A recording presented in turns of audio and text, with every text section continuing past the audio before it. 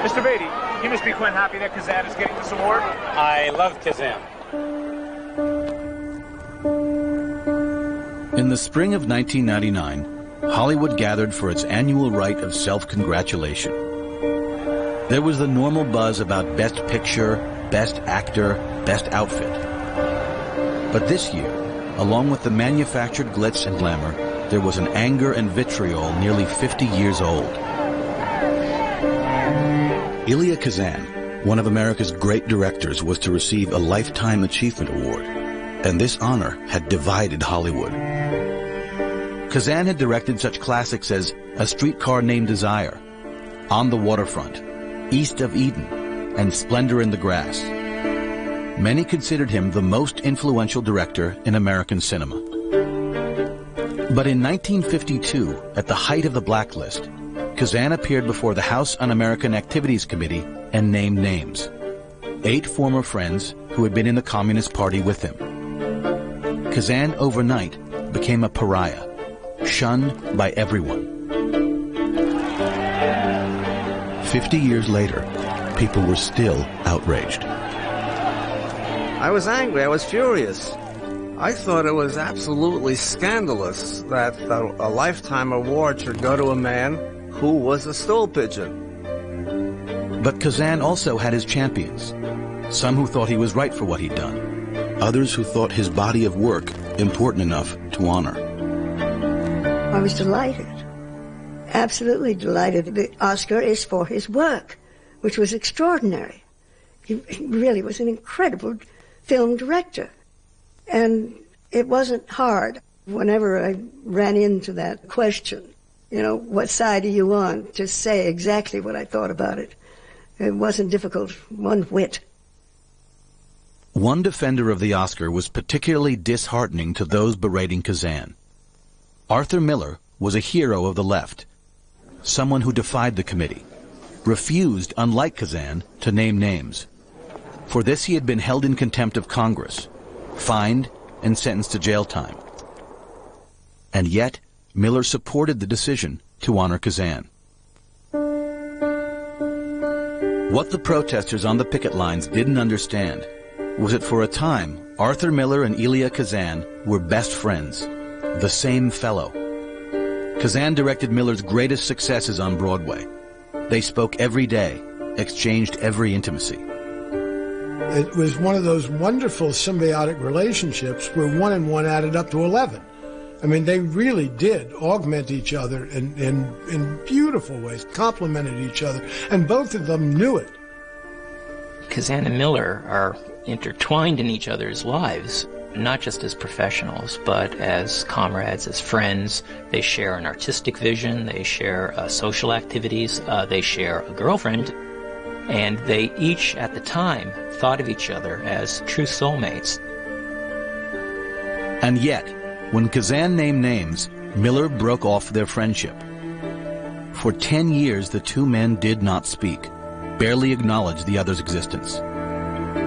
There was a rift. I mean, it was like a chasm. They were not friends anymore. They were not working companions anymore, and weren't for a long, long time. This is the story of the sundering of that friendship between Elia Kazan and Arthur Miller, and the art that it created.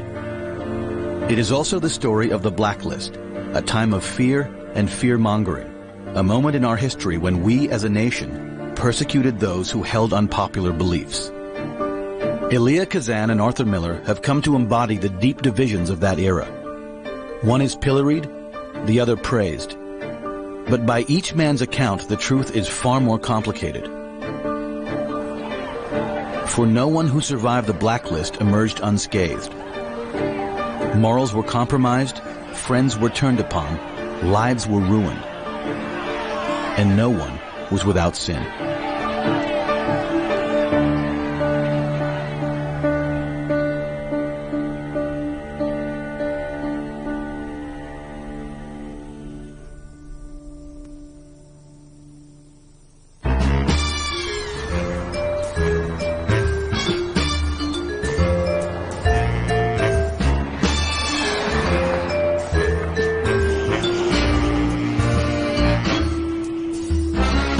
Arthur Miller and Elia Kazan arrived in Hollywood in 1951 at the height of their young careers. Miller's landmark play, Death of a Salesman, had finished its Broadway run. Its original immediate voice had won Miller at just 34 the Pulitzer Prize. It had been directed by his closest friend, Elia Kazan. Kazan was also awash with success. He was the only director Tennessee Williams would work with, having brilliantly realized A Streetcar Named Desire. The same year he directed Death of a Salesman, Kazan also won the Oscar for Gentleman's Agreement. He was that rare commodity, a success on both coasts. Now Miller and Kazan, having together conquered the theater, were in Hollywood, hoping to do the same. Miller and Kazan both thought that the theater could be a transforming force. And eventually, around 1950, turn of the year 1950-51, Miller wrote a screenplay called The Hook. And he and Kazan both thought it was possible to do the same thing out there in Hollywood. So they carried this screenplay with them with some confidence that they were actually going to get it made. The Hook was about life along the Brooklyn waterfront. Here the mob controlled the docks, used violence to enforce their rule. Miller's screenplay was about one longshoreman's futile attempt to break their hold, to unionize his fellow workers. It was, in Miller's words, about the dark side of the American dream. Hollywood did not like trade unions. And to say that you're going to make a union hero in Hollywood is not what they're looking for and waiting for. And they particularly don't like the notion that the enemy, as Miller is depicting it, is American. This is an age when America longs to believe that the enemy has to be un-American. I don't think Kazan and Miller quite realized the bomb that they were carrying with them when they went out to Hollywood.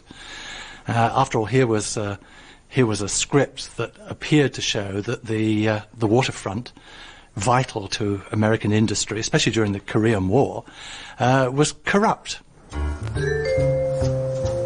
The first studio Miller and Kazan pitched their screenplay to was 20th Century Fox, where Kazan was under contract. But The Hook was not Darryl Zanuck's kind of picture. They then took it to Warner Brothers. Kazan had just completed the screen adaptation of Streetcar for Jack Warner, and the advance buzz was tremendous. But Warner also turned down Miller's script. The studio which Miller and Kazan held the highest hopes for was the one they saved for last, Harry Cohn's Columbia Pictures. They went to Columbia, and Columbia were prepared to make it because they wanted Kazan. Kazan was the marketable product rather than Miller. Miller existed on Broadway. He wasn't particularly what they were concerned with engaging themselves with. And I don't think they wanted to make the film either, but they did want Kazan. He'd love to have Kazan as one of his directors in the way that Frank Capra had once been one of Harry Cohn's directors, because sooner or later those guys are going to make a lot of money for you. But it was known that Kazan had been in the party. There was a potential problem. It was known that Miller, though he'd not been in the party, had real radical sympathies. Those things were danger signals on a picture that Harry Cohn knew he couldn't make a buck on. Arthur Miller and Elia Kazan were unprepared for Hollywood's response to their film. They thought The Hook a reasonable story. After all, it was a perfect reflection of their politics. Progressive, pro-labor, full of sympathies both men had forged decades earlier.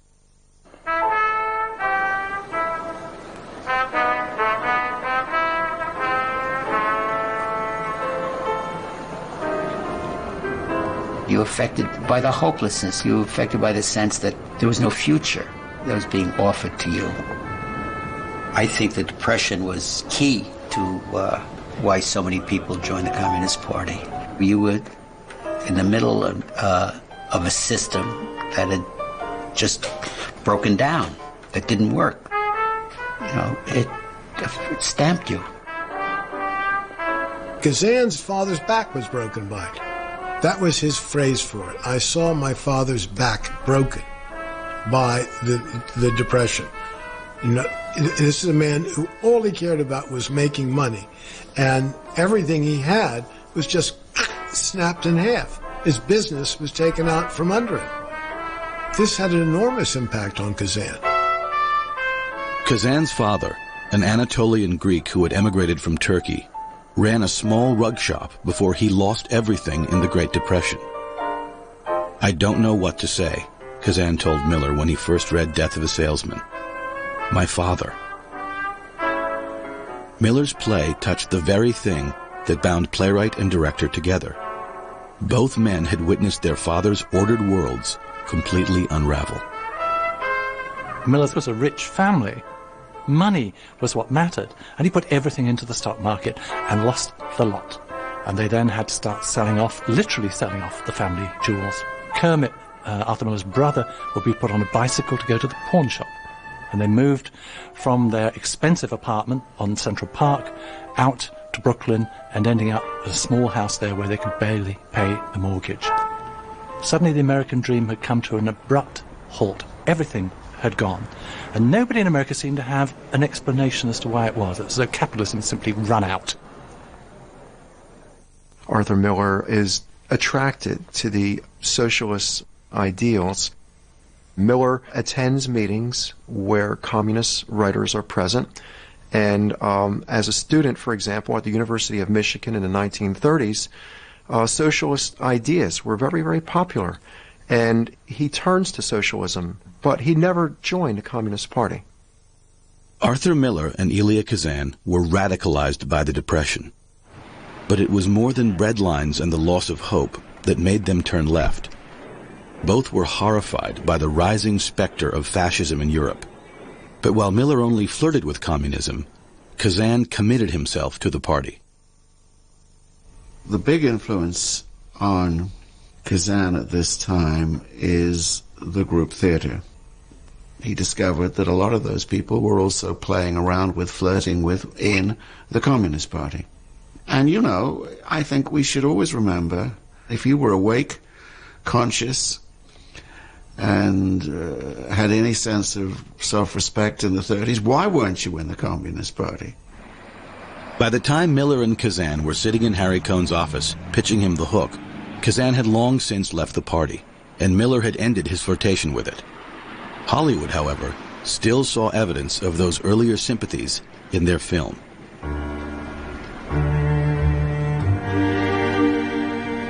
Arthur Miller lived in Brooklyn. He knew its docks, spent long hours with the men who worked them. He ate in their houses, listened to their stories. We spent weeks visiting locations, talking to workers, getting onto the ships with Kazan.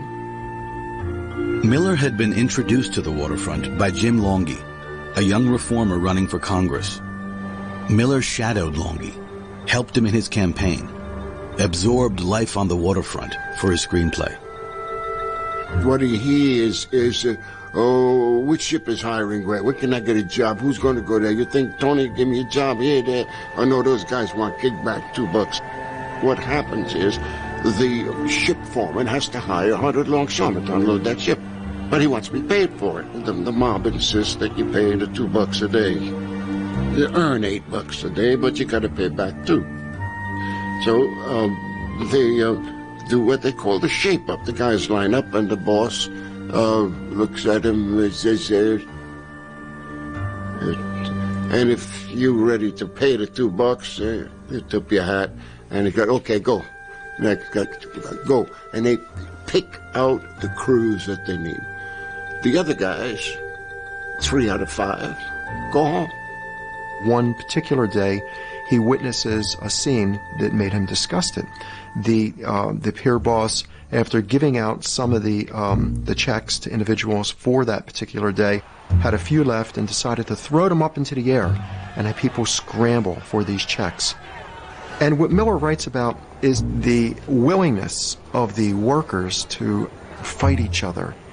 And that's what upsets him. He wants them to resist. The Hook is a screenplay about a militant union organizer. And it can be seen, if you want to so read it, as a play that might be sympathetic to a certain kind of almost communist militancy. Kazan didn't see it that way. Maybe Miller did. But Harry Cohn certainly did. He saw the play as perhaps being some subterranean way of getting communist messages into a Hollywood film. So he actually has it vetted by the FBI to make sure that the screenplay doesn't have any communist subversion in it. Miller was stunned by Cohn's demand. This was not the way playwrights were treated on Broadway, but he acquiesced. He and Kazan wanted to make the picture. Besides, what would the FBI find? Miller, in his mind, had written an accurate portrait of the waterfront. Sitting in on the meeting between Miller, Kazan, and Harry Cohn was an unknown actress, someone Miller and Kazan had met on the Fox lot after their failed pitch to Zanuck. She'd been tagging along ever since. Marilyn Monroe in 1951 was nobody in Hollywood. She'd had small parts in The Asphalt Jungle and All About Eve, but she was struggling. Her agent and protector, Johnny Hyde, had just died, and Marilyn, never particularly stable, was feeling vulnerable. When Kazan and Miller first meet her, Marilyn Monroe is not the figure that we think of, the world famous, the icon. She is still a young Hollywood blonde trying to make it. She's notorious already for being beautiful and available. I mean, she is somebody who was passed around a lot. Within a few days of their meeting, Elia Kazan and Marilyn Monroe began an affair. For Marilyn, the calculation was simple. Kazan was the director of the moment. He had the most to offer her fledgling career.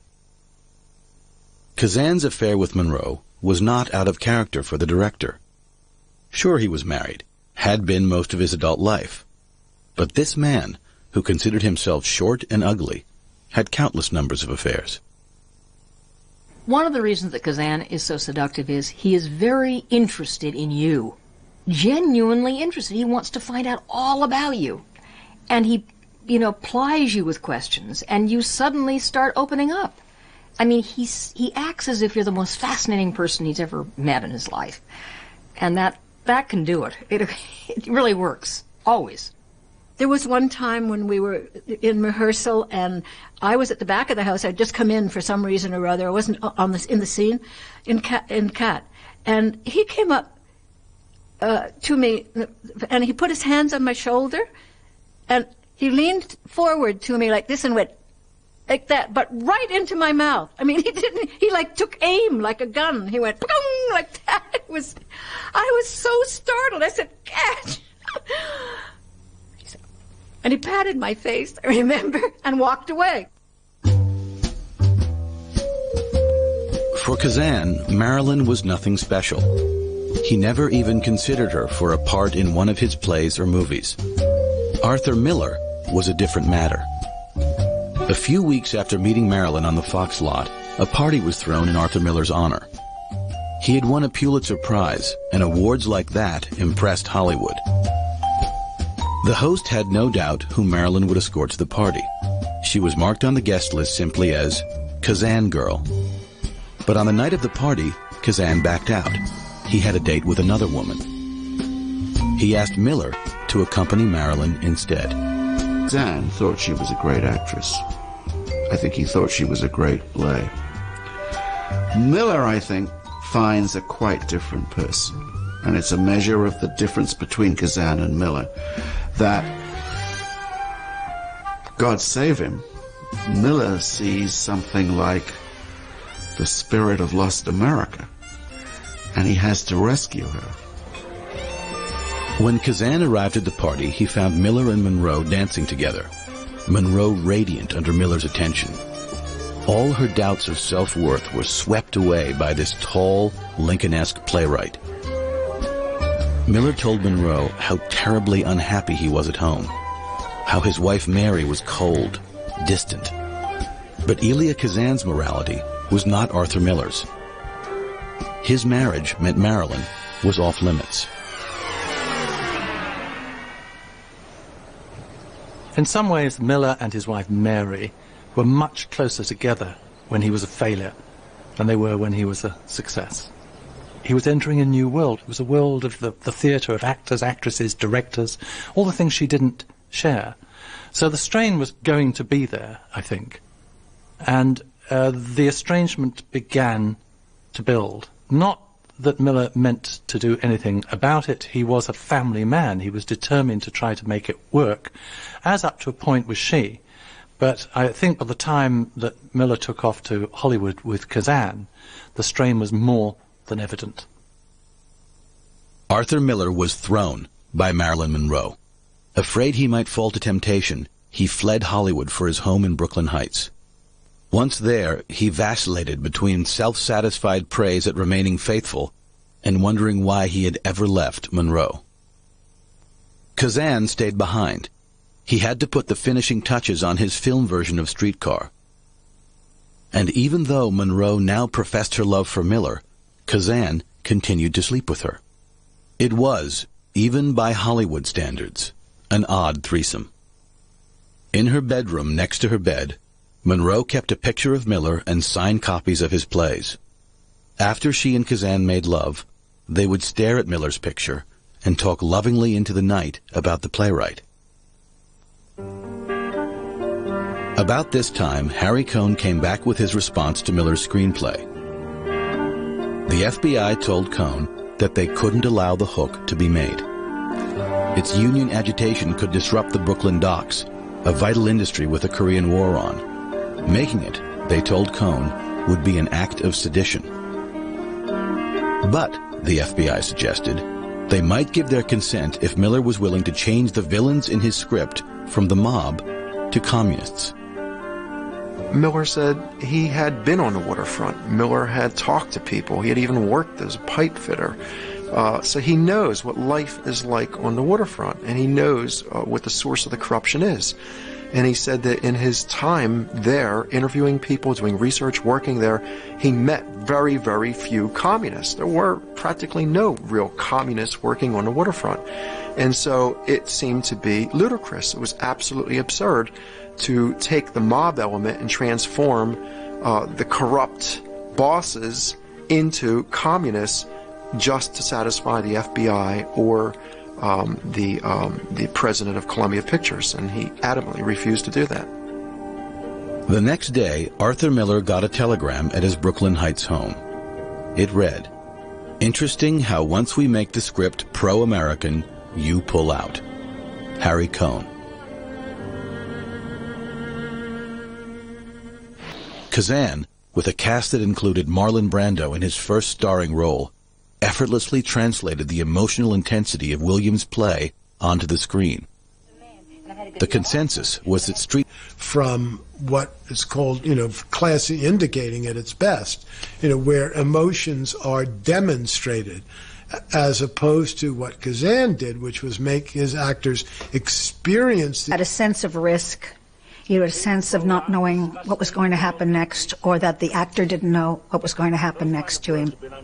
There was a visual sense of excitement, of the camera being into the actor's soul. That way of grabbing from you bits and pieces of character and experience and everything else that would work in the play. He knew which button to push to get what he wanted, what he needed for the role. In a way, he was absolutely ruthless from that standpoint. He would talk to these actors and dig into their lives. And at a crucial moment when they were doing a scene, he would go up to them and whisper, great whisperer on set. It was a kind of sinister, magical, enormously well-organized power. He'd walk over to you and he'd put his arm around your shoulder, and he'd be talking very, very quietly, and he would go through it with you very, like, he'd be very intimate. Don't worry about it. It's okay. Everything's fine. And then he'd give you a slight suggestion of some kind, like maybe, just, you were out last night, the whole night, for drinking, whole time, right? Yeah. Okay, go ahead. By the time A Streetcar Named Desire opened, it had been almost a year since the Hook had fallen victim to Harry Cohn's red baiting. A year since Marilyn Monroe had fallen for Arthur Miller, even while continuing her affair with Kazan. For a time, she and Miller corresponded, but Miller, determined to make his marriage work, soon broke it off. Kazan, for all the success of Streetcar, was under enormous pressure. His picture had come under assault for its sexual content, and he publicly tussled with Jack Warner over the controversy. But what worried Kazan most was being called before the House Un-American Activities Committee. For 19 months between 1934 and 1936, Kazan had been a member of the Communist Party. Now, as the most prominent director in America, he knew he could not avoid a subpoena. If they call me, he told his friends, I'll tell them to go screw themselves. If he did that, his career in Hollywood would be over. Have you ever been a member of the Communist Party? 5 years earlier, in the fall of 1947, the era of the Blacklist had begun. I am still on the stand. Hollywood had long been under attack for subverting the morals of Americans. Charges of too much sex and violence in the movies were almost as old as the industry itself. But with the beginning of the Cold War, HUAC, or the House Un-American Activities Committee, set out to prove something new: that Hollywood was also a mouthpiece for communist propaganda. I have seen things that I thought were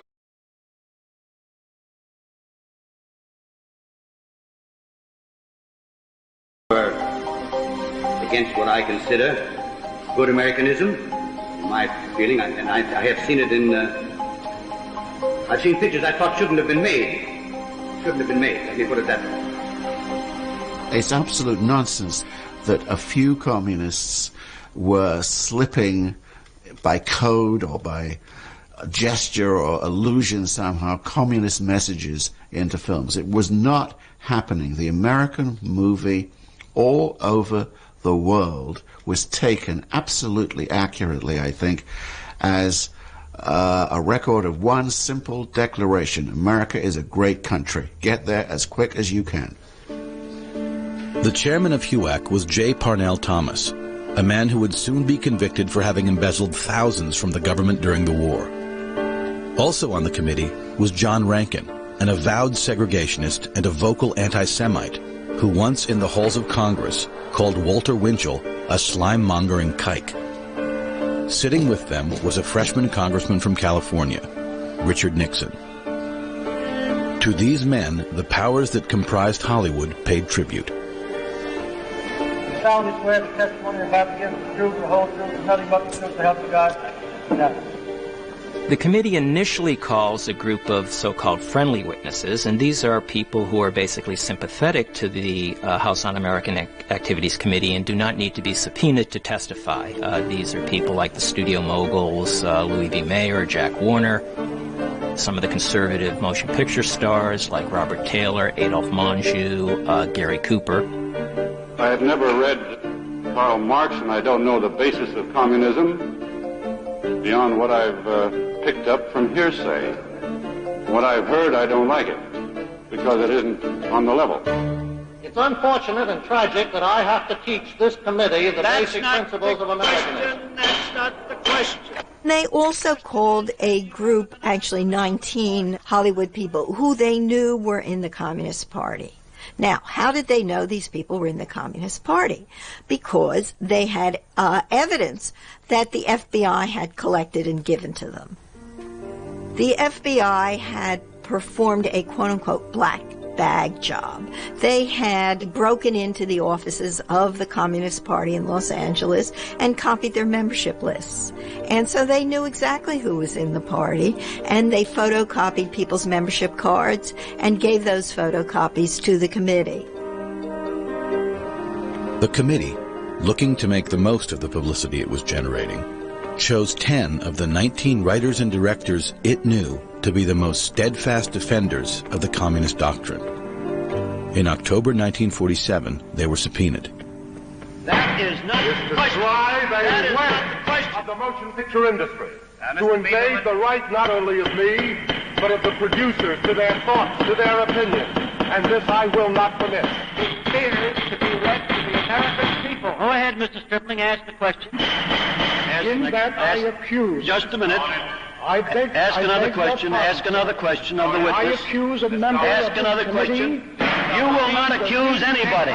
You will not accuse anybody. I do accuse him. Just step aside from the witness stand. Just a moment, Mr. Chairman. Just a moment. Mr. Hornet. The confrontational demeanor of the Hollywood 10, as they had become known, did little to help their cause. Many who initially stood behind the 10, stars like Humphrey Bogart, Lucille Ball, and Frank Sinatra, abandoned them. "I detest communists," declared Bogart in a public mea culpa. Defending the 10, he wrote, had been ill-advised, even foolish. But the committee's antics played little better. The press derided them, and many in Congress complained that HUAC embarrassed their hallowed institution. The image of HUAC is they're a bunch of clowns, and that the 47 hearings so discredit HUAC that they don't begin investigating Hollywood again until 1951. And so among their colleagues and in the press, HUAC is considered to have run a three-ring circus. And it's very unusual that Hollywood, despite that, succumbs and folds like a cheap suit. A month after the Hollywood 10 were indicted for contempt, the studio chiefs and their financiers met at New York's Waldorf Astoria. Eager to distance themselves from the disastrous hearings and fearful that the bad press would hurt their box office, they publicly fired the 10, stripped them of their credits, and pledged that Hollywood would never knowingly employ a communist. And we will not re-employ any of the 10 until such time as he is acquitted or has purged himself of contempt and declares under oath that he is not a communist. It was the start of the Blacklist.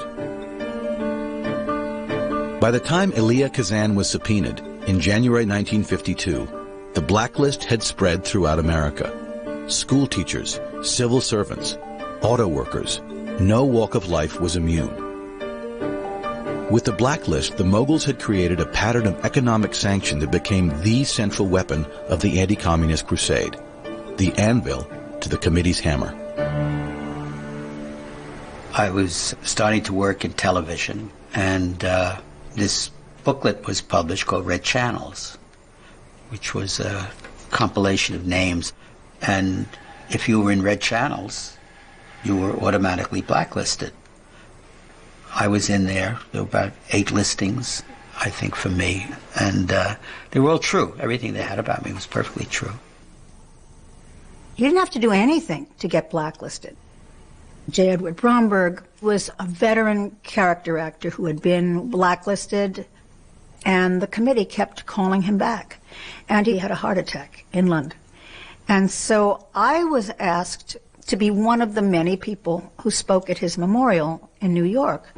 And at his memorial, I said that I thought the Un-American Activities Committee had killed him, that the pressure on him had been too much for his heart, and it's something that I believe today. And the next day, I was blacklisted. I was in red channels, and I didn't work again in television and in film for 12 years. I went to my first union meeting. They were talking about people who had been blacklisted. Then they started to talk about Lee Grant. And I stood up. And I said, I don't understand why this is happening to Lee Grant. But Lee is such a wonderful actress. And I felt somebody pulling on my arm, and they pulled me down and sat me on my chair. And there was a person beside me, and the person said, "Are you crazy? You are nuts. Shut up. Do you want to be in red channels?" The next week I was. Kazan was in rehearsals with Tennessee Williams when he was handed his pink slip to appear before the committee. "This will be a secret session," the clerk told him. "You don't tell anyone, we don't tell anyone. We expect you to be a cooperative witness." I think Kazan's first instinct when he got the pink slip to testify in front of HUAC was, I'm not going to do it. I'm certainly not going to name names. I don't think he wanted to betray his friends and his colleagues. I think he was always willing to admit that he'd been a communist, but that was going to be as far as it would go. Like many who were called before HUAC, Kazan had long broken with the party. He was not the same man who in 1934 had pledged allegiance to a communist revolution. In fact, Kazan's politics now stood in stark contrast to those earlier convictions. By the early 1950s, there's every reason for any halfway sane, decent person, the very person who in the 30s might have been a communist, to say, I wouldn't touch him with a barge pole. We know something of the trials. There are already stories of massacres of Russian peasants, soldiers during the war. And I think just as you can argue that a decent person in the 30s might have been drawn to communism, a decent person in the 1950s feels the opposite. Kazan genuinely feels the opposite. He could not understand how people who had been friends of his were so utterly blinded to the events that everybody knew was going on.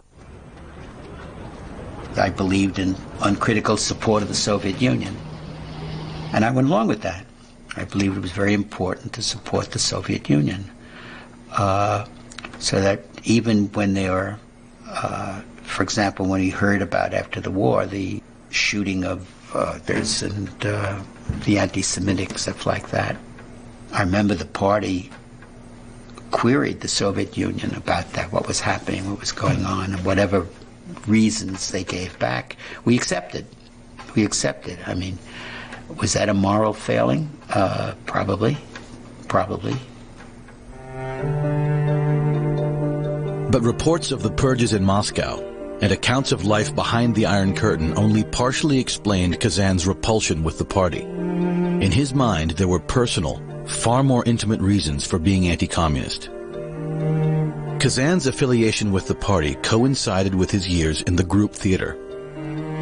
The Group was a revolutionary place that produced calls to action like Clifford Odets, Waiting for Lefty, and Awake and Sing. Its members believed they were at the vanguard of a new theater. But for party leaders, even that was not enough. The party wanted him to infiltrate and create a little cell at the Group Theater, and he refused to do this. He said the Group Theater is an artistic organization. It has to remain independent. I'm not going to do that. And the Communist Party bosses decided they would put Kazan on trial, which they did, this mock trial at Lee and Paula Strasberg's, and all the other members of this little cell came and were supposed to listen to him, apologize, and say mea culpa. And Kazan was absolutely repelled by this and infuriated and marched out, wrote a letter to the Communist Party saying, I'm not going to be a communist anymore, and that was it.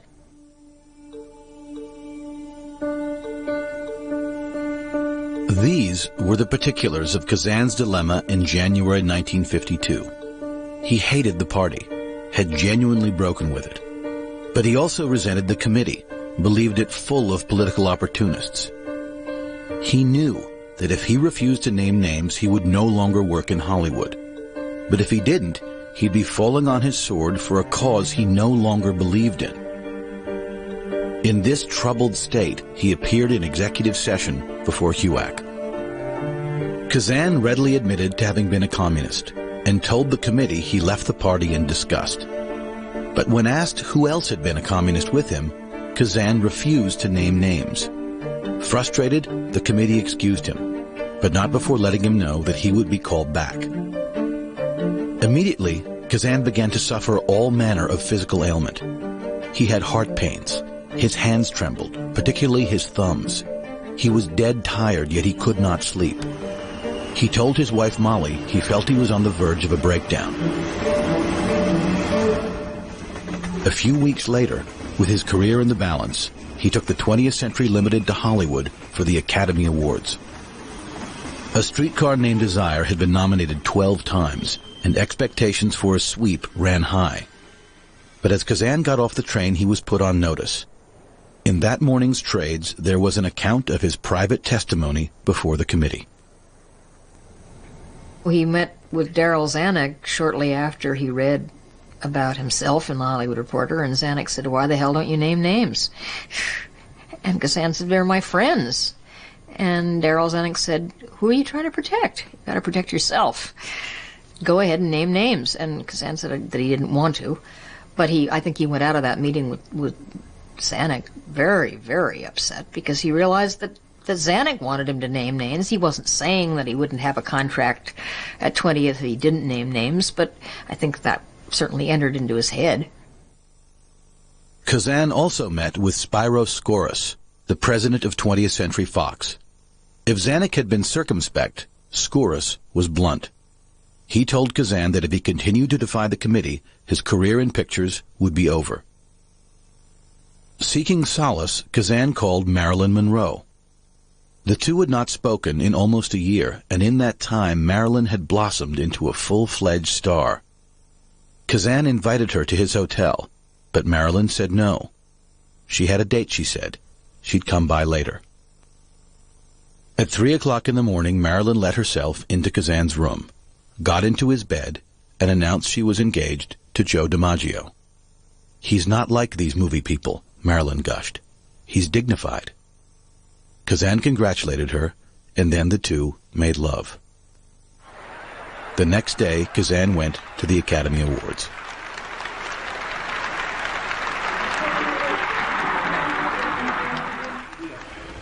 The winner is An American in Paris.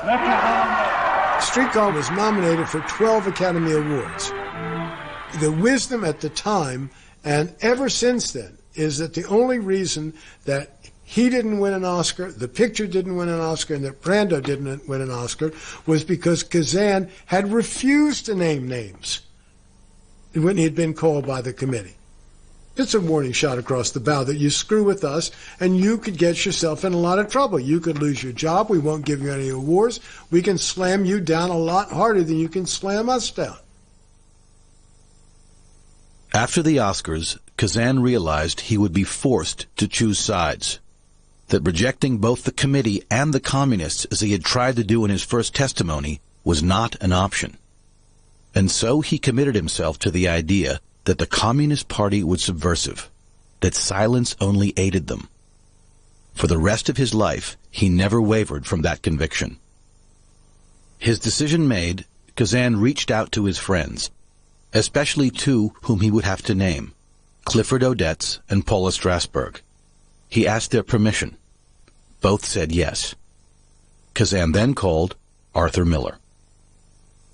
Having not been a member of the party, Miller had escaped the particulars of Kazan's anguish. But he had come under attack.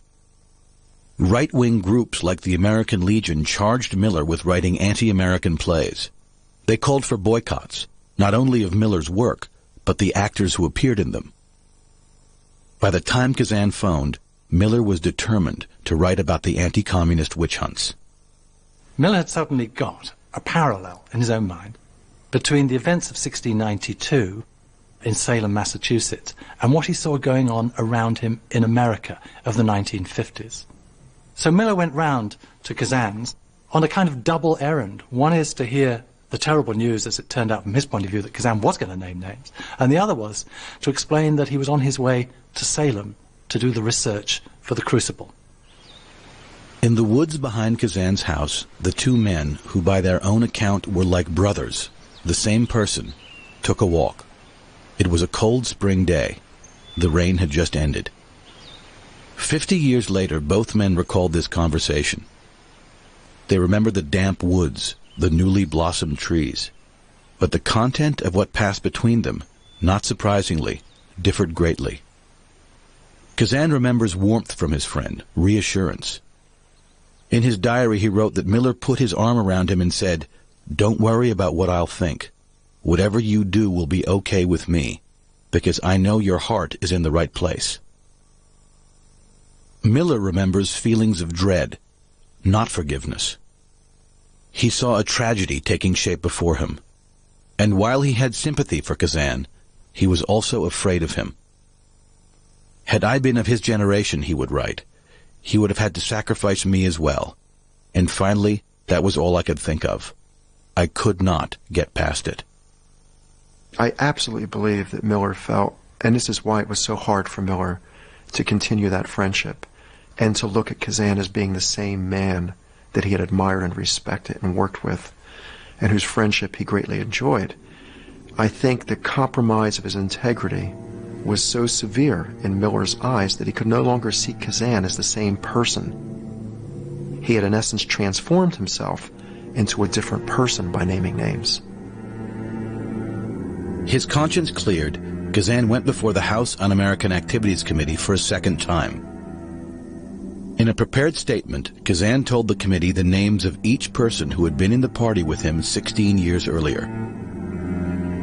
Morris Karnofsky, Phoebe Brand, Louis Leverett, Tony Kraber, Art Smith, Paula Strasberg, Clifford Odetz, and J. Edward Bromberg. Kazan then went on to name the party officials who had put him on trial, as well as others he knew to be communists. In total, Kazan named 17 people. All had been named before, and all had been blacklisted. In Kazan's mind, this tempered what he had done. He was not giving the committee anything it didn't already have. But most people in Hollywood and on Broadway saw it differently. Kazan was a big feather in their cap. He was that important because what the committee was after wasn't the names that they wanted you to give. They had all the names. They wanted your name. That was what was important. They wanted to be able to say, we have Elia Kazan on our side. You know, he's collaborating with us. It was not a matter of whether they had been named before or whether this would affect them in terms of the blacklist. What mattered was that he was validating the committee by naming names and cooperating with them. He was saying, you have a right to do this. I am on your side. Go ahead, do more of it. Kazan's testimony devastated many of his friends and immediately made him a pariah. For these people, Kazan's actions were unforgivable, not only because he had named names, but because Kazan was one of the few people who could have kept working. Sure, he would have been blacklisted in Hollywood, but on Broadway there was no blacklist. He always had the theater. Kazan didn't help his case. 2 days after his testimony, he took out an ad in the New York Times. In it, he defended his actions and called for others also to name names. There was no hint of the angst, the self-doubt that had racked Kazan for months. The public face he put forward was assured. without remorse. Everyone abandoned him. His secretary quit. The actor's studio rose in revolt. Old friends cut him off. I think his second testimony changed his life almost totally. The impact was enormous with the whole entire theater community and Hollywood community, but the theater community in particular. They felt he betrayed them. Everybody felt that way, and they all felt he'd done it for his work. I mean, that he didn't want to lose out in Hollywood. He'd done it for money. It was just devastating. A few months after his testimony, Kazan ran into Arthur Miller on the street. According to Kazan, Miller saw him, but walked past without a word or a gesture of recognition. For 10 years, these two friends would not speak, although they'd have much to say to each other in their art. There is an area, a zone between man and the individual and authority. And my plays exist in that zone. I'm trying to define where authority ought to begin and where it ought to end, and where man ought to begin and where he ought to end. I'm trying to define man in terms of authority and freedom. When Arthur Miller returned from Hollywood, he began to work on a new play he called The Conversation of Men. In it, a man named Quentin, trapped in a cold, sexless marriage, thinks of cheating on his wife. He longs for a reason to stay faithful, but finds none, other than her demands for fidelity. But after his walk in the woods with Kazan, Miller abandoned that idea and instead drove to Salem, Massachusetts. There, sifting through the court records of the witch trials from 1692, he hoped to find a way to make sense of the hysteria that had claimed his friend.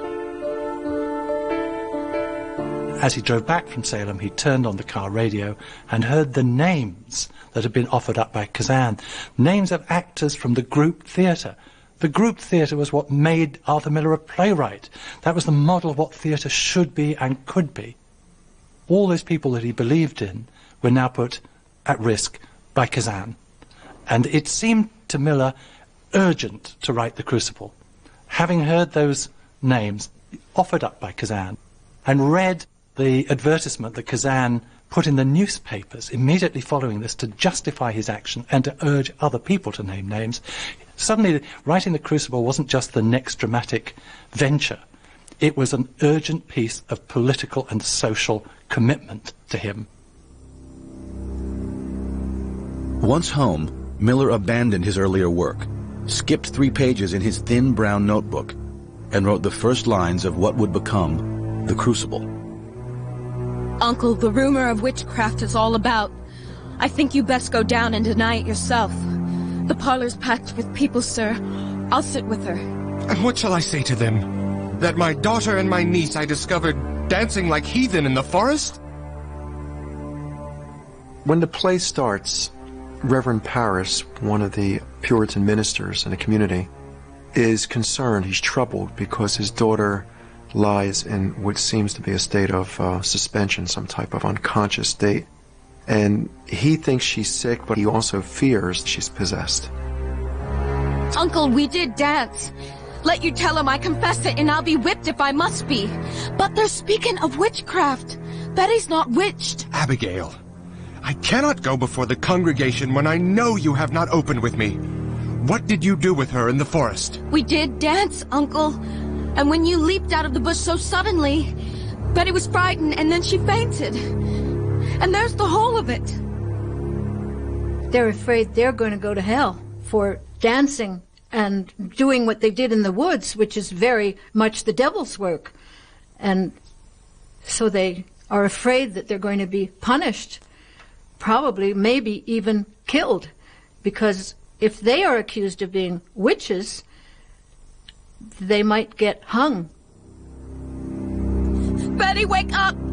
Betty! Betty! You cannot evade me, Abigail. Did your cousin drink any of the brew in that kettle? She never drank it. Did you drink it? No, sir. Did Tituba ask you to drink it? She tried, but I refused.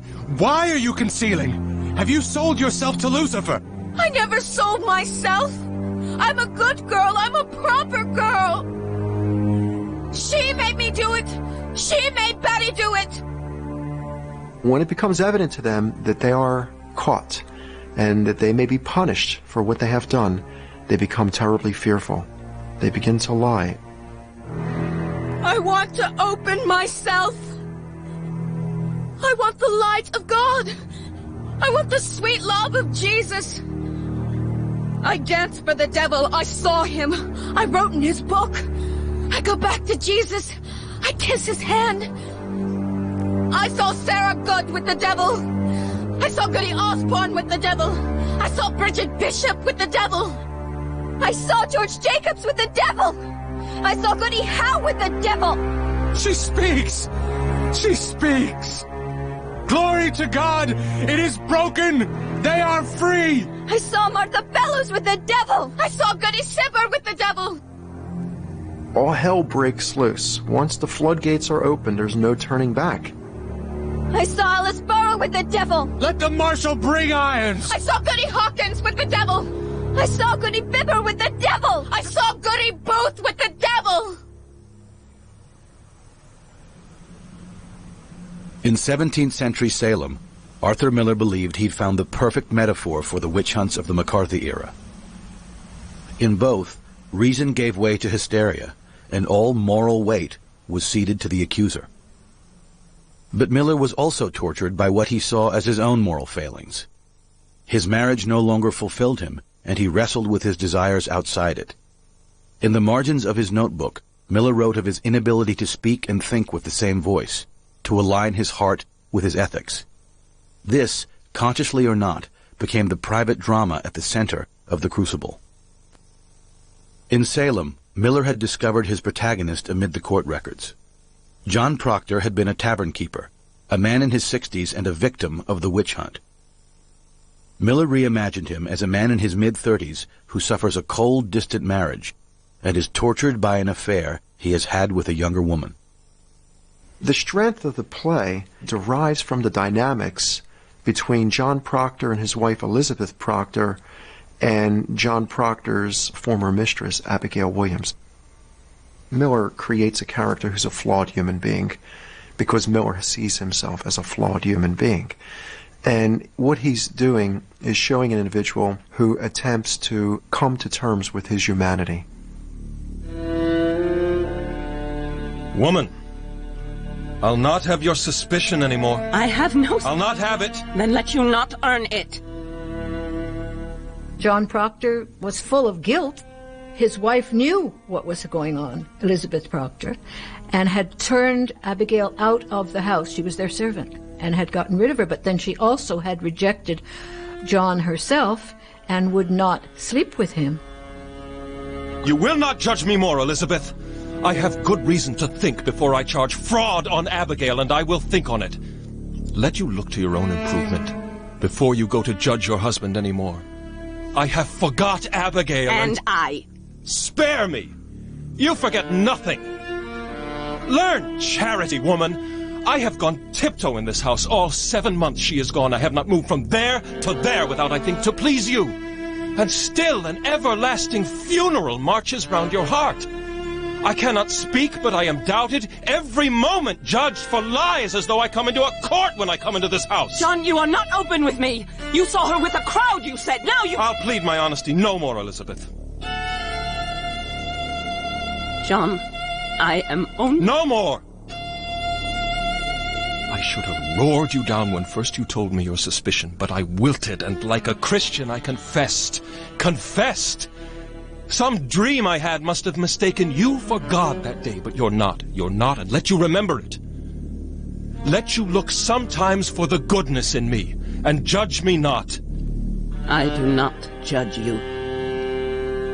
The magistrate sits in your heart that judges you. I never thought you but a good man, John. Only somewhat bewildered. For a Broadway audience in 1953, The Crucible was an especially unsettling night of theater. Many who were watching the play were themselves blacklisted. Many more knew someone whose career was ruined by it. They watched as Abigail took hold of the court's imagination, as the devil was conjured at will, They shared the dread of the accused, understood what it meant when the only way to prove one's innocence was to charge another with witchcraft. That's what made The Crucible so frightening for its audience a half-century ago. It echoed so chillingly the world just outside the theater walls. It's impossible to understand how difficult those times were for everybody. I think it was difficult for you whether you were left or right. Do you know that people,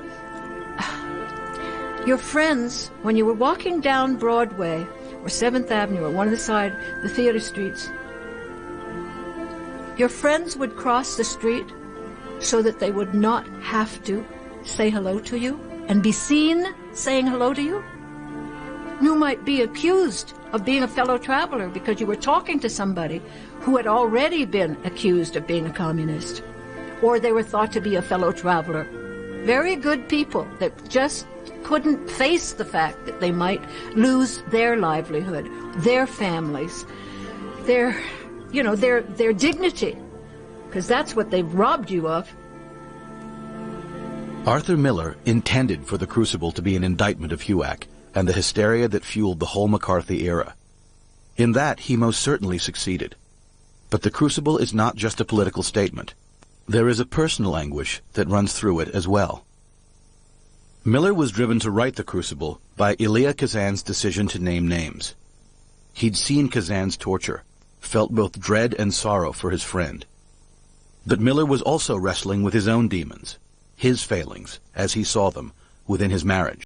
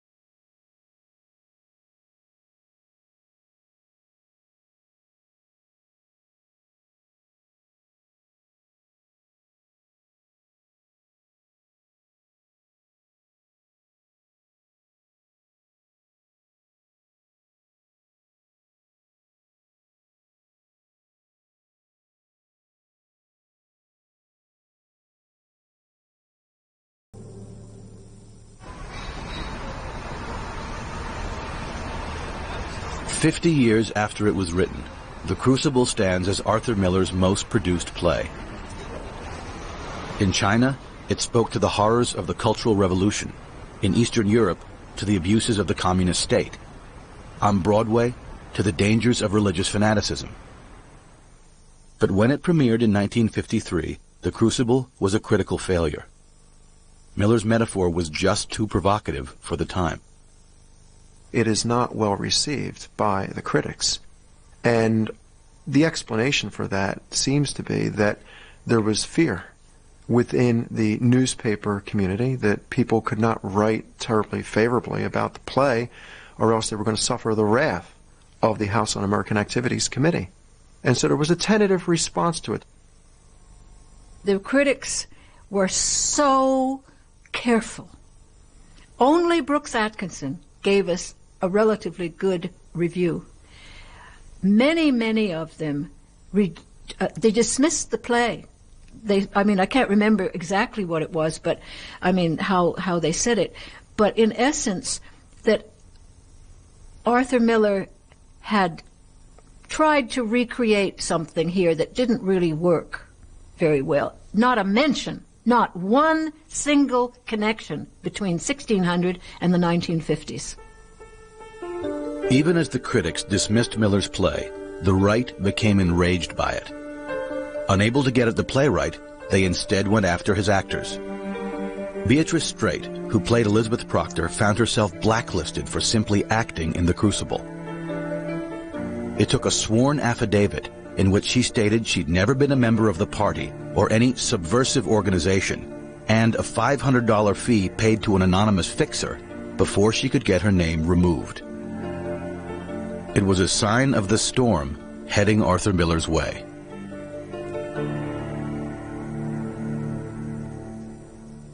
I'm not asking you to do anything. It's your own conscience that's got to do the asking. Conscience? That stuff can drive me nuts. Good luck. In the weeks and months after his testimony, Elia Kazan's anguish had not been eased by naming names, by being a friendly witness before the House Un-American Activities Committee. He still suffered sleepless nights and bouts of guilt. It didn't help that the attacks against him continued, unabated. Threats and hate mail arrived daily. The phone rang constantly, with no one at the other end. Kazan's wife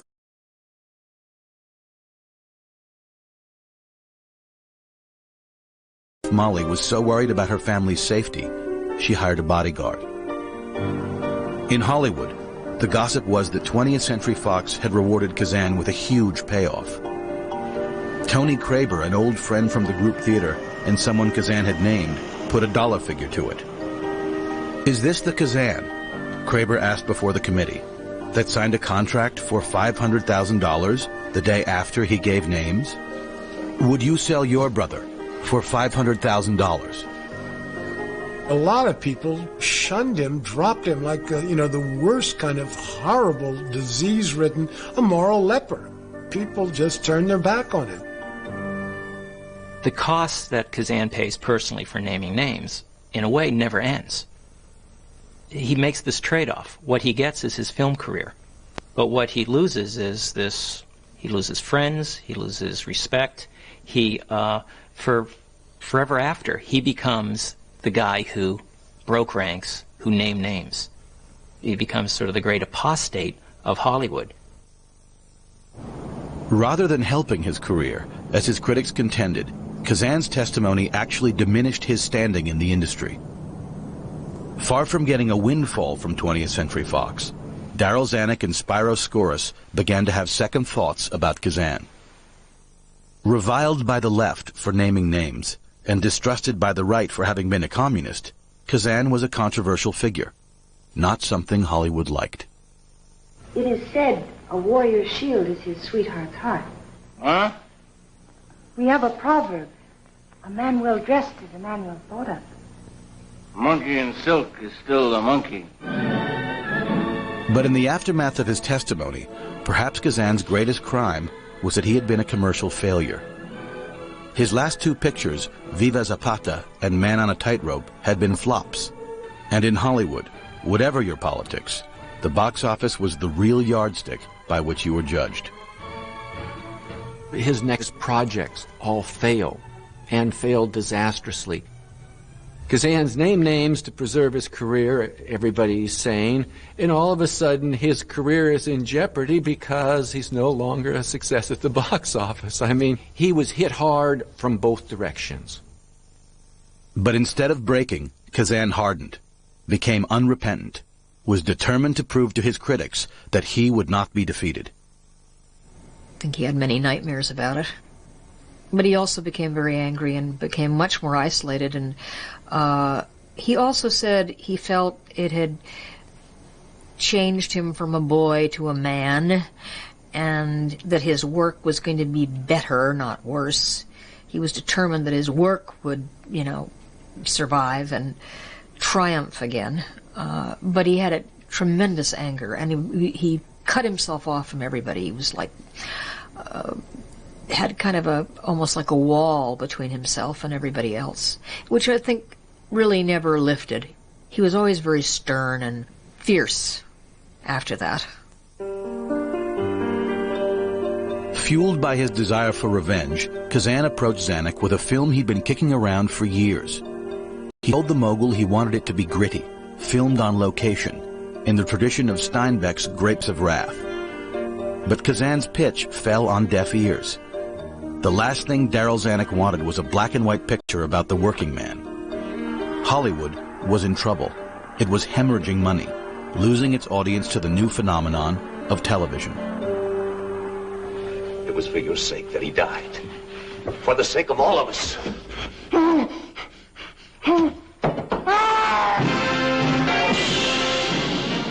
Zanuck told Kazan that Fox was now in the business of spectacles, blockbusters, the kind of fare people couldn't get in their living rooms.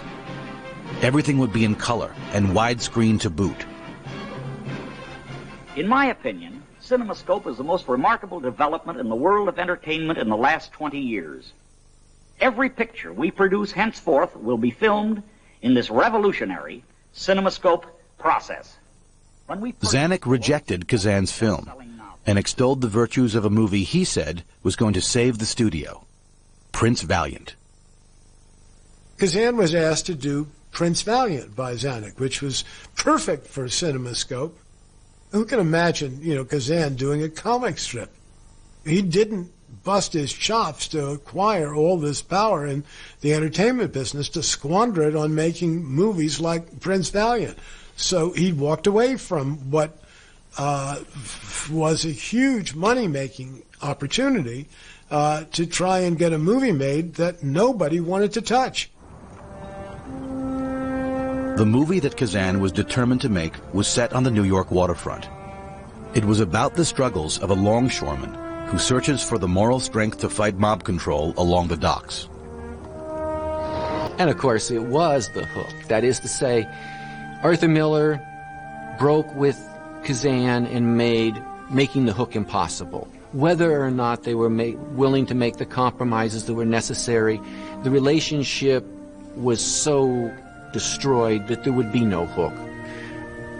But Kazan was from the outset committed to the material. He met Bud Schulberg and realized that Bud Schulberg had actually been writing a film play about the waterfront back in the 1950s, and so they began to discuss how they together might collaborate and revive this material and make the movie that Kazan wanted. Like Kazan, Bud Schulberg had been a member of the party in the 1930s, and like Kazan, he had named names.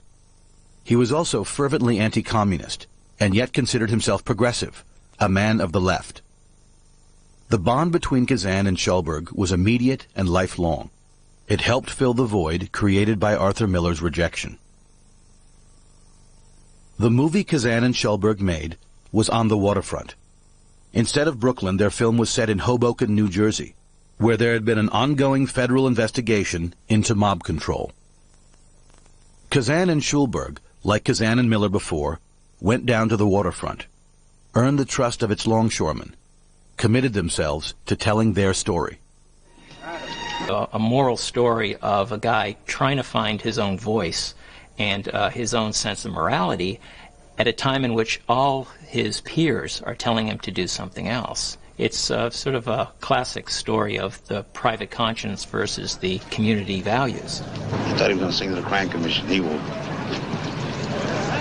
I thought they was going to talk to him. That's the idea. I thought they was going to talk to him and get him to dummy up.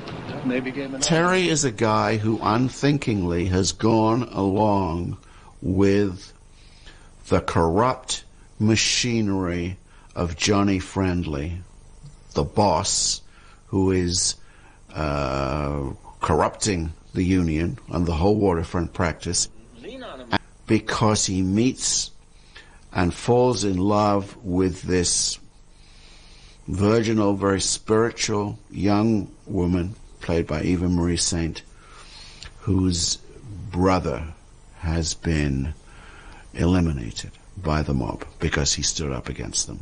So the crisis he faces is whether he stands by the old gang or whether he informs, because he knows basically what happened to the brother. Shooting during the coldest, grayest months of the year, the cast and crew of On the Waterfront hovered near barrels full of burning wood scavenged from along the docks. Anger kept Kazan warm. Not a single Hollywood studio had wanted to make On the Waterfront. Paramount, MGM, Warner's, Columbia, all passed after Darryl Zanuck said no. In desperation, Kazan and Schulberg turned to producer Sam Spiegel, a difficult man with a less-than-sterling reputation. But Spiegel got Kazan his backer, providing that the film was made on the cheap. He also got him Marlon Brando. Brando had vowed to friends that he would not work with Kazan again. So disappointed was he by Kazan's informing. In fact, Frank Sinatra had been cast as Terry and had worked with Kazan on his costumes. But Brando, in the end, decided Kazan was good for his career. Besides, Spiegel promised a car every day at 4 o'clock to take him to his analyst. He turned stool pigeon. The last one to see him before he was pushed from the roof? Yes, that's right. And is it true that you went immediately... Wait, except for the guys that pushed him off. And is it true that you went immediately to the Friendly Bar and there expressed your feelings about the murder to Mr. Johnny... I think Kazan is Terry, and I think that Kazan directed the end of the film very much as if he was watching the projection of his own ordeal. And I think that's what carries the film. Come on out of there! You want another trouble with you? You think it makes you a big man if you give the answers? Well, at the right time, I'll catch up with you. Be thinking about that. Now go on, Peter. Don't push your luck. Wait a minute, you! Years later, in his memoir, in Bud Schulberg's original script, Terry is beaten to death by Johnny Friendly and his mob. It was, for Schulberg, the way life played itself out on the waterfront. But Kazan would have none of it. In his mind, Terry had to triumph. I think that Schulberg's point is a very sound one, that story needs Terry to be killed. I think that's the proper ending. The ending that Kazan felt and believed, and it has to do with his sense of his own drama, was that he's a magnificent bleeding survivor. He's the bull let out of the ring, defiant still, would make those people who hated him loathe him for the rest of time.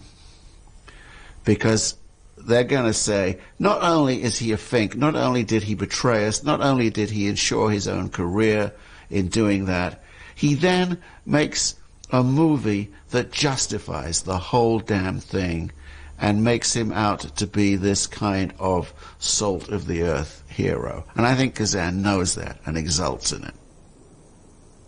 But Kazan's ambition for On the Waterfront went beyond provoking his critics. Since his testimony, he had suffered under the label right-wing reactionary. With this film, he would show the world that whatever he had done before HUAC, he remained a progressive artist, uncorrupted by ideology. It's a very interesting contradiction and fascinating to me that even after he gave names, his pictures continue to be ones of social protest. I mean, it's a fascinating dichotomy, and you can't dismiss it, that he made wonderful films about revolutionaries, about people who are being taken advantage of, poor people. That social protest part of him never died. Kazan's film, unlike Arthur Miller's play, struck a chord with the American public. From the day it opened with practically no publicity, On the Waterfront played to sold-out houses. It was an unmitigated triumph for Kazan. In New York, the winner is On the Waterfront, Elia Kazan. On the Waterfront swept the Academy Awards that year, taking home 8 Oscars. Bud Schulberg won for Best Screenplay, Marlon Brando for Best Actor. The film won Best Picture, and Kazan won for Best Director.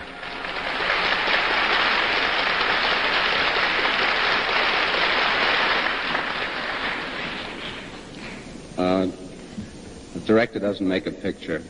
A whole lot of people do, and I thank each one of them. Thank you. Thank you, Marlon.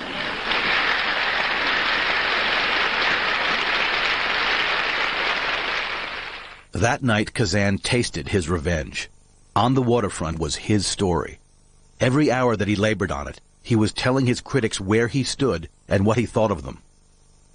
One critic who was on Kazan's mind that night was Arthur Miller. Miller's rejection still stung. In time, Kazan would forgive him, but not that night.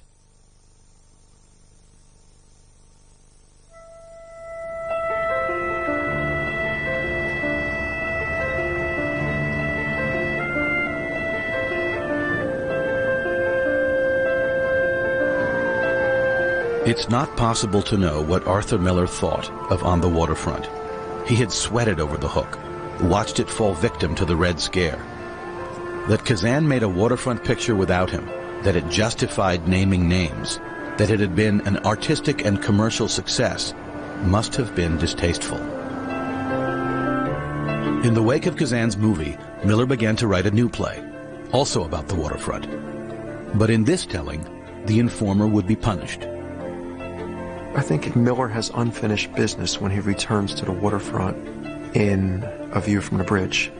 I think it's a direct response to Kazan's On the Waterfront. I think he's saying, you gave the public one sense of what happens when an individual testifies. I'm going to give you a different perspective. I'm going to show the American public the other side of the coin. That when an individual testifies, he betrays the trust of those he's testifying against. When an individual names names, he sets in place a series of forces and events that cannot be controlled, and that could have a dire effect on the lives of innocent individuals. Miller got the idea for A View from the Bridge while researching the hook. It is the story of Eddie Carbone, a longshoreman who lives in Red Hook, Brooklyn, with his wife Beatrice and his niece Catherine, to whom he has a powerful but unacknowledged attraction. When a Sicilian cousin who has entered the country illegally wins Catherine's heart, Eddie informs on him to the immigration authorities. Eddie is shunned in his society. He's rejected by the family. He's turned away from within his community. He's ostracized. It leads him to death. It brings about his self-destruction. The reviews for A View from the Bridge were not kind. It didn't help that the play was slight, only one act. Success continued to elude Miller. A View from the Bridge is less successful in terms of the number of weeks that it ran, even than The Crucible had been. And by 1955, there was a sense of crisis.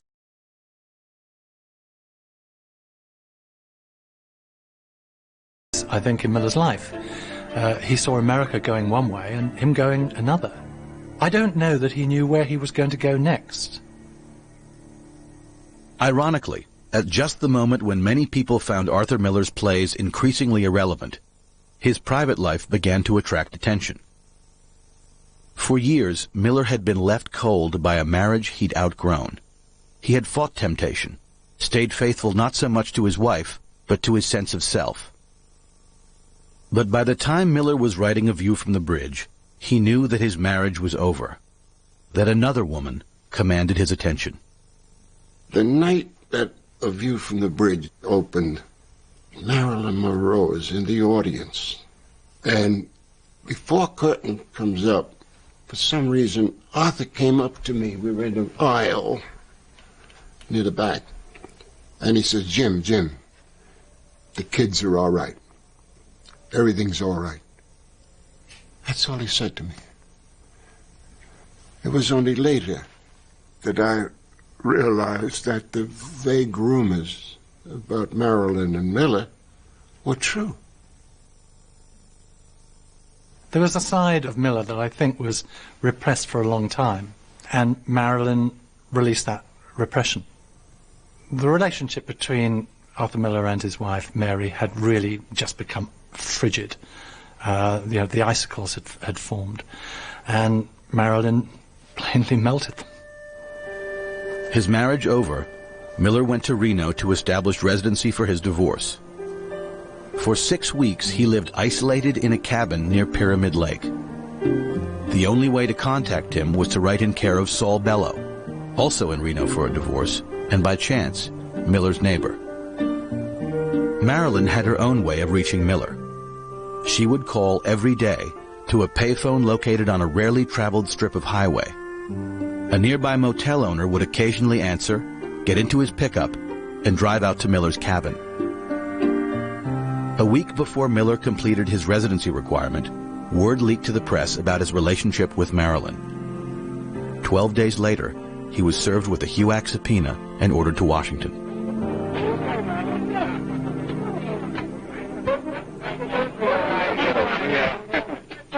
I met him in California in 1951. Where was that?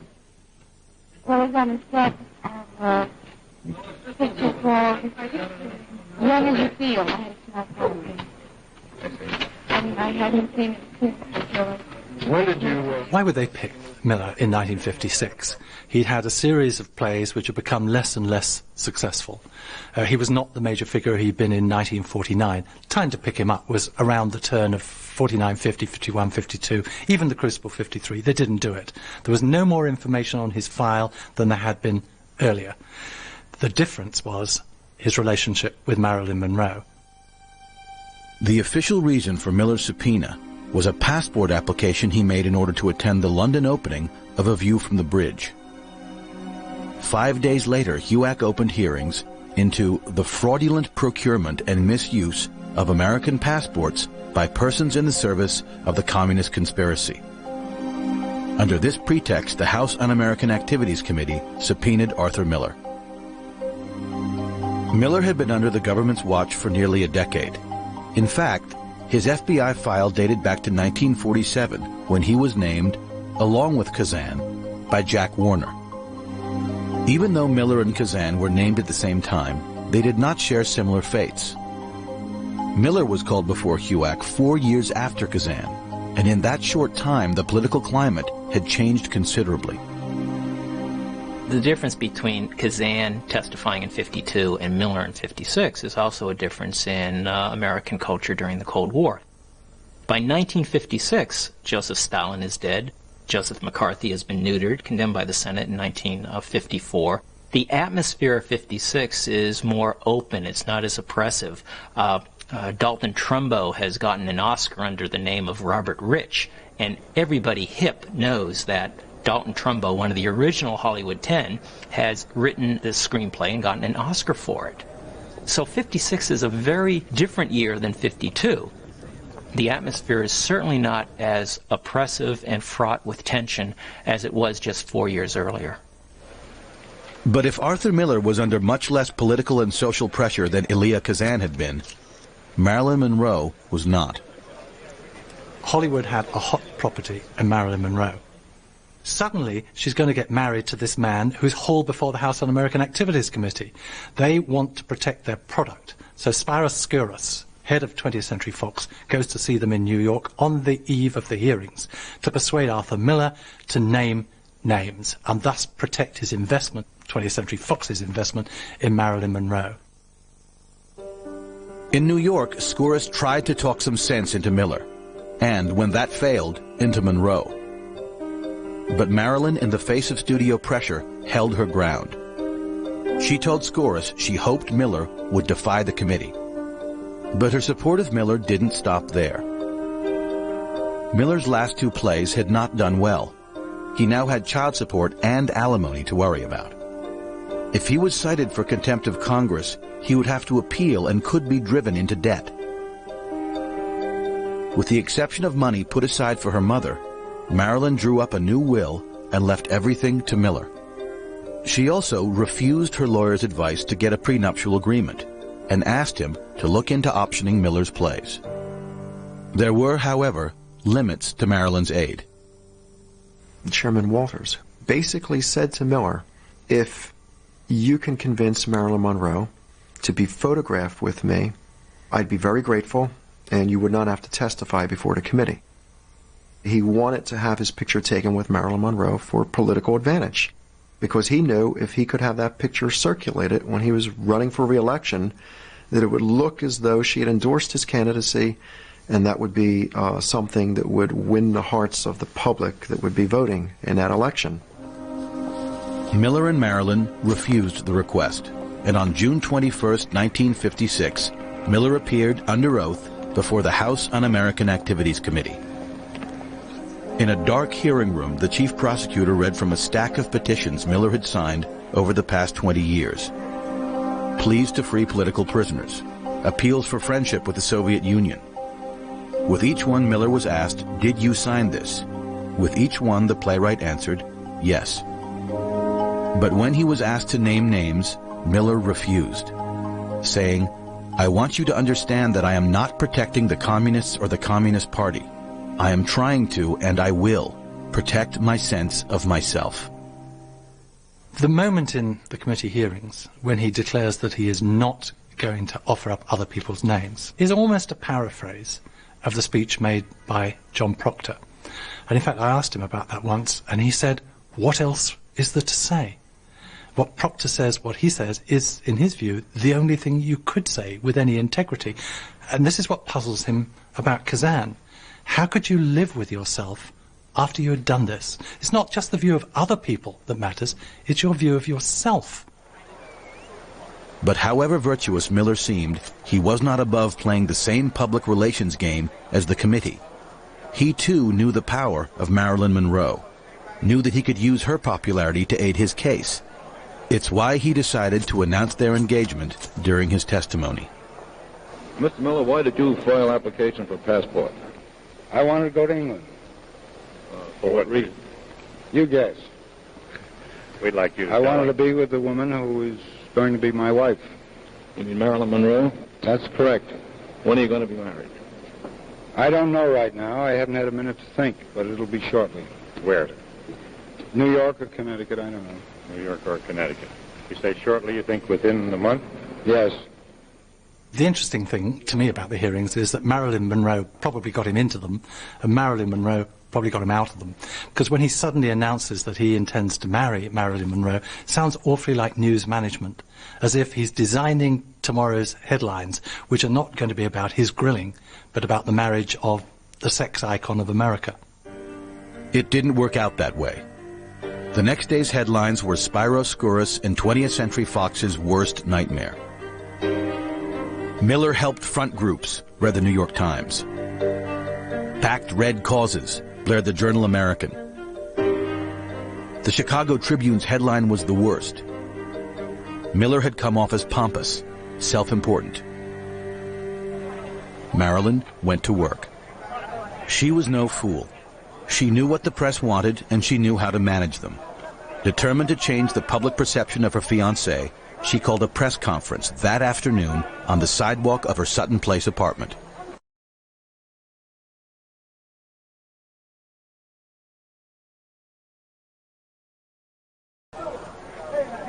Mr. Miller, Miss Monroe, yesterday you didn't know when you were going to get married. Do you know today?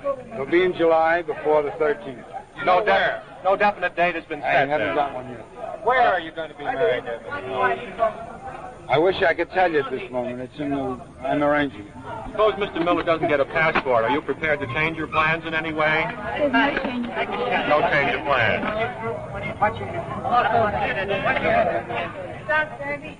Mr. Miller.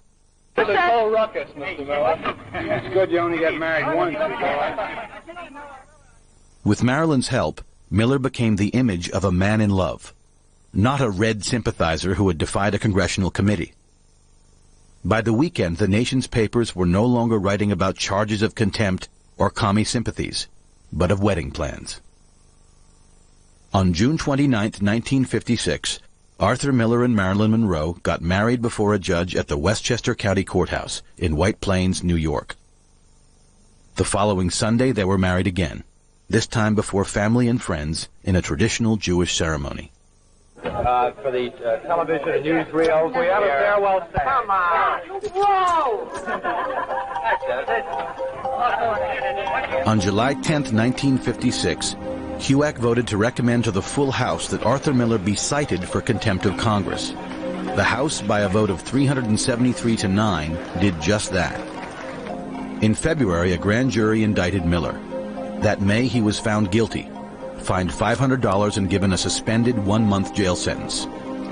Miller appealed. Just staying in the house here? That's right. Has the trial upset your personal life to any degree, Mr. Miller?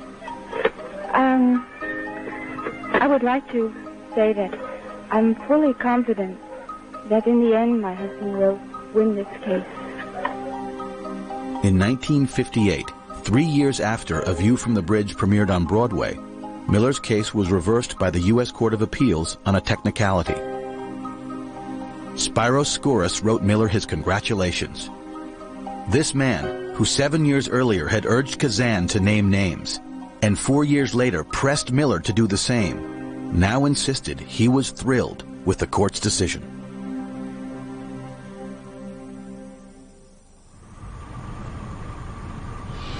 Miller's play really impressed me a lot. Guy writes better than he ever wrote before. Really does. I mean, he writes more eloquently and more movingly, and it's like a whole emotional thing has opened up in that man that wasn't there before. You feel that what's happening to the hero of the play has happened to him, and there's a whole emotional release within Miller that has happened over the last years that have made him a much deeper writer and a much better writer. A few years after Arthur Miller won his contempt appeal, he and Kazan repaired, as best they could, their friendship. How should that be? I think it should. That could hang. The two friends were warm to each other, though they did not discuss the reason for their break. In fact, they never talked about HUAC or the Blacklist. They simply set to work on Miller's next play. That's what I mean. Light it up. No, I mean to keep it. Oh, then light it up and it comes to life. You know, there's two eye-like windows. Yes.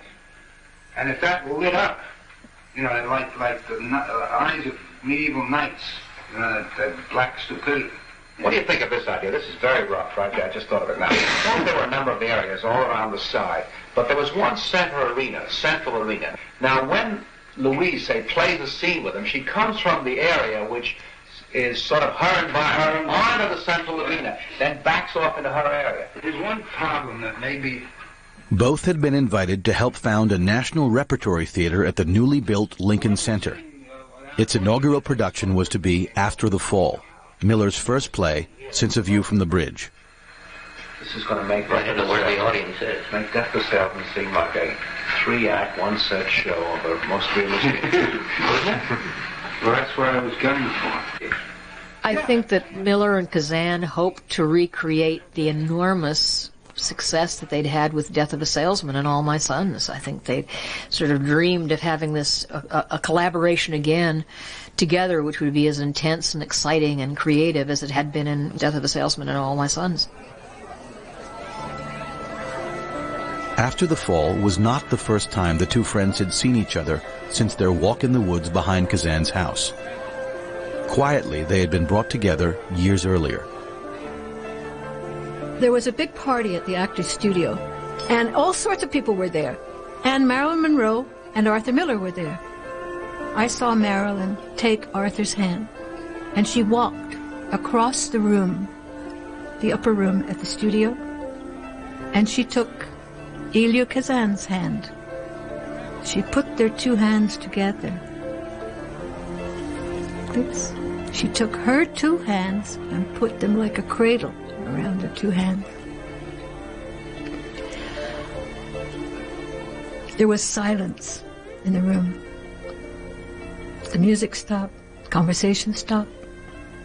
She said, it was the most wonderful moment of my life when those two men accepted that I put their hands together. For Marilyn, it was a rare moment of contentment with Miller. Once, she believed she'd found security and validation in his arms. But after they'd married, the old demons resurfaced. Marilyn became more and more demanding. She drank, took pills, cheated on him. There were idyllic moments, and Miller's talked about those idyllic moments, but they were fewer and fewer as the years went by, and he found himself actually not having time to write, but increasingly supporting her. Ironically, he found himself in the position that Mary had been in his own first marriage. After the terrible experience of making The Misfits, a movie Miller had written for Marilyn, he left her. She briefly returned to Joe DiMaggio, but Marilyn was beyond saving. In 1962, at the age of 36, she died of an overdose. Is Mr. Miller's play at all similar to his previous work? Well, far more daring and far more unusual. It's genuinely experimental, and it's difficult to do. There's no precedent for it. There's never been a play like it, and I think it cuts very deep, says a lot, and I'm scared of it. I'm exhilarated at doing it. After the Fall, Act 1. The action takes place in the mind, thought, and memory of Quentin. Excepting for one chair, there is no furniture in the conventional sense, no worlds or substantial boundaries. After the Fall was Miller's attempt to come to terms with the past 10 years of his life. It was intensely autobiographical, even for him. In Act 1, Quentin, the protagonist, breaks with a close friend who decides to name names before the House Un-American Activities Committee. Act 2 was about Quentin's disastrous second marriage to a lounge singer, modeled, it seemed to many, on Marilyn Monroe. The press vacillated between intrigue and disgust. Death had turned Monroe into an icon, and many read After the Fall as an unseemly portrait of her. Miller, stunned by the negative reviews, denied that his play had anything to do with Marilyn.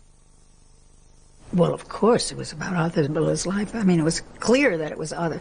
It was just interesting to me that, in a way, I saw it as, and this is a very unfair thing to say, but of informing on Marilyn. I mean, that's, to me, it was like a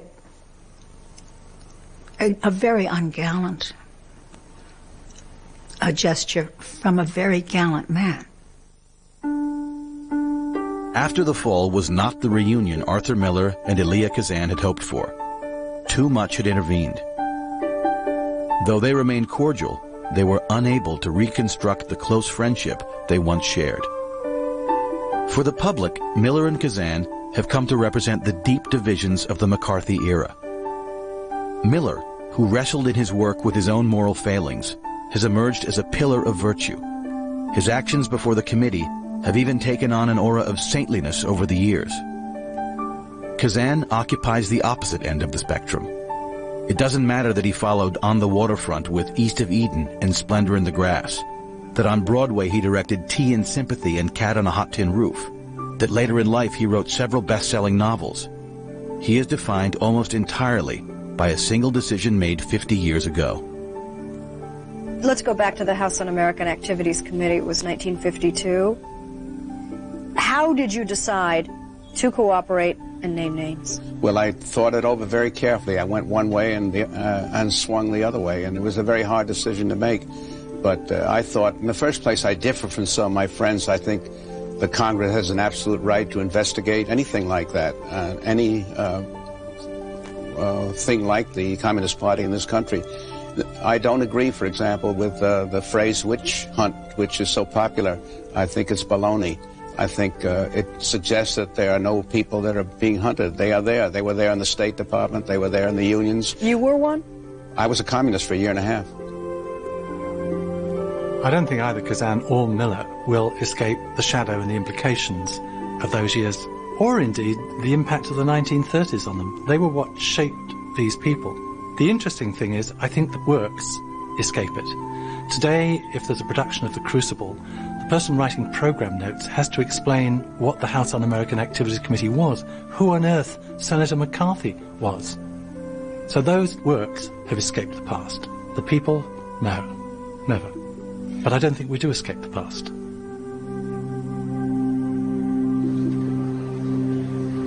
The House Un-American Activities Committee carried on for many years after Arthur Miller won his appeal. As the 50s drew to a close, it turned its investigative powers to the civil rights movement, and then in the 1960s to the anti-war demonstrators. Only in the aftermath of Watergate were the last vestiges of HUAC abolished. But by then, the committee's power to destroy careers had long since waned. In 1960, Otto Preminger and Kirk Douglas broke the blacklist when they gave writer Dalton Trumbo, one of the original Hollywood 10, screen credit on Exodus and Spartacus, respectively. Over the next decade, those who could reclaimed their careers. For many, however, there was nothing to go back to. Hollywood had passed them by. The legacy of the committee is a legacy of all the things that didn't happen. And it's very, very hard to really take an accounting of things that didn't happen. Books that weren't written, plays that weren't performed or written, organizations that weren't established, questions that didn't come up. And I think it's those silences and those lost options that are the real legacy of the committee.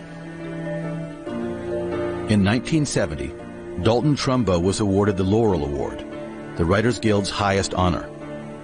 In his acceptance speech, he offered these words: "When you who are in your 40s or younger look back with curiosity on that dark time, it will do no good to search for villains or heroes, or saints or devils, because there were none. There were only victims. Some suffered less than others, some grew, and some diminished. But in the final tally, we were all victims, because almost without exception, each of us felt compelled to say things he did not want to say, to do things he did not want to deliver and receive wounds he truly did not want to exchange. That is why none of us, right, left, or center, emerged from that long nightmare without sin."